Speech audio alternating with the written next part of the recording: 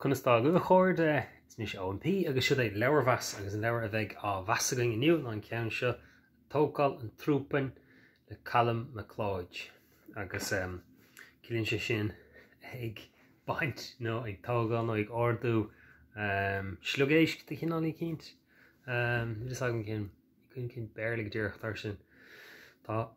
slugáidirthe agus fáin tú iad ar an trá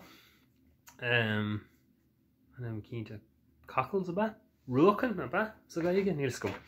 Ach cad é tá eiste seo? Is lei scéal Mistéir é seo, is uair scéal measar a garad é seo agus táim sé I mo chónaí in Alban faoi láthair agus tá sé go asfain seo. Ach tá mar ar Ryan fá Gàidhlig agus bhí a géirí duine bhéirt Ryan fá Gàidhlig I léamh freisin ach bhain mé solta seo go bhfunas go rud a hálíonn sa leabhar sin ná aimsíonn duine seo tá sé tríéis teachtáile an ollscoil agus dunig mé léirmheas beidir beagán bheag de léirmheas inglaigh na Halban ag deire an rud seo. Uaireanta tá na léirmheas an seo déanta gom I ngálaigh bhacach ach an uair seo beidir dunig mé píisi beag ag an deire I ngálaigh. Ach félinn an príomhcharachtar an ollscoil, nílas go gaidir ar cén fát as is tepéir sa saoil agus an sin aimsíonn sé corpáin ar an trá átuail sé baint na Srubain agus an sin titan sé lige agus nuair a hagann sé nuair a ilann sé ar an náchain sios nuair a éiríonn sé éirir sé na hasamhríist tá an corpáin imethe ní discing an éigur thóg an airige lé é nó cad é tátáirthe agus an sin can sé tamlín I géirí gearán a dhéanamh leis na pólíní agus le drama na éagsúil agus cinál tain sé as a bheabhar. Tá cúpla rud an I dro dhear an leabhar beidir nach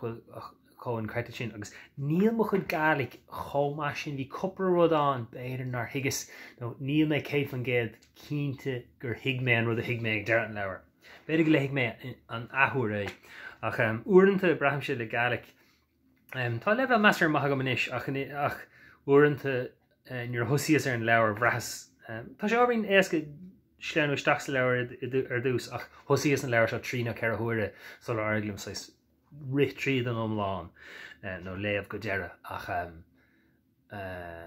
cad é tholíonn agus cinelín níl mé antóg leis an rud sin nuair a imíonn cartar as a bheabhar agus tá isig an léthóir bhádís luúthaigh bhfuil an cartar lá a bheabhar ach cinna caafar rudí éagsúla seo dhéanamh.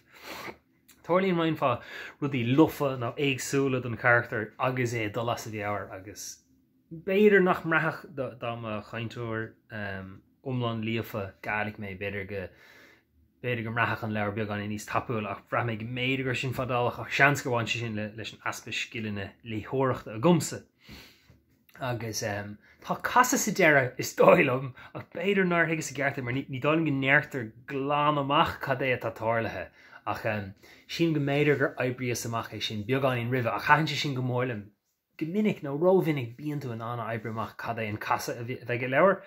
agus tá sé ábhairn soléir ach ní eibríos amach é beidir cúpla lena chuirhís ó beidir gur be seo háirla agus an sin sílim gur bé sin háirla ach mar ar an beidir go mégur mé léamh ríist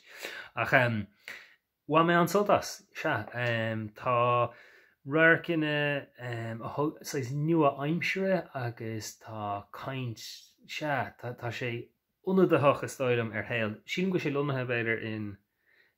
tá Facebook mór ag an nám sé sin mar appta go chuoine óga is tócha. So beidir gur demlíon ó hinna háirla sin ó hartar sin. Beag an le cuis. Ach de cuid in chadrah beidir nach bhfuil mínithe an cadrah an phríomh carta le na bmháthair an meach an bmháthair cho aber níl an machsás na leabhar le faoin méid a háir ar an ollscoil ach nach gur sí ceistan air nó nach meach sé géirí níos má amach mai bhaid beidir nach nenach agus gur bééis sin an fág bhfuil na fáibh éagsúla seo ag an bríomh carachtar. Ach an sin an casa ag an deire hain sin lom ach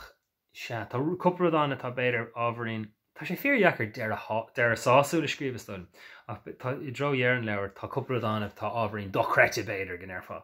Ach fós ar an umlan hahan an leabhar lom tá sé éitrim glór tá sé gear go leor freisin rácéad lehanach ní dáim go meach sé chutreim sin ar bhuine léamh agus bhá mé suntas. Mar sin níní ha mí an cheo an Alban fad trí heachcan iníise agus fami idir bhí brín tóir Gàidhlig. Gàidhlig, ha mi idir bhí brín bír le chuideach, ach son na bhór chuid sé Gàidhlig a hain. Agus ha mi idir bhí géisteach grí radio an Gael, agus bhí podchrélíon agus stú mar sin. Agus ha mi idir bhí i gúpad ar frógram a chráma úr a bhíos ar BBC radio an Gael chuideach. Ach siúch, dé ha rí ra a go muoin na leabhar seo. Hanna mi jóch ar Calum Leòid ha mi smúintin go bhfuil ar Twitter. Né seo an hiad náfal aige. Mi smúintin gur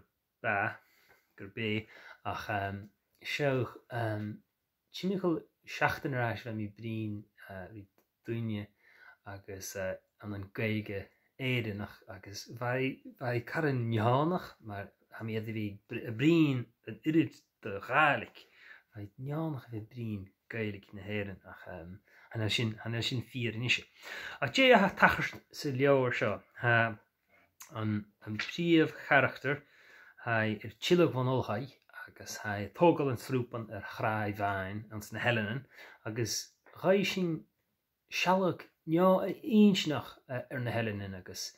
irid de faranimen a hacha agus dé seo se bethe a hacha dí seo se betheag dúine óg ans na Helenan chuideach agus iad a clích gaming computer agus iad a strír ris se bheitthe an Olhaid, Tíoladh an na Helenan agus stú mar sin. Ha rud noch ha tachart sa leabhar seo i dearag na leabhar nachil cho in creidsinach sin ach ast ha casa gán nó ha tún a gán agus chóir sin go mór agus bha sin ma ach chana in íirich airich a gom chomá sin so agalarm gon ró rud nóg nach digmi nach de higmi i gcearst mar sin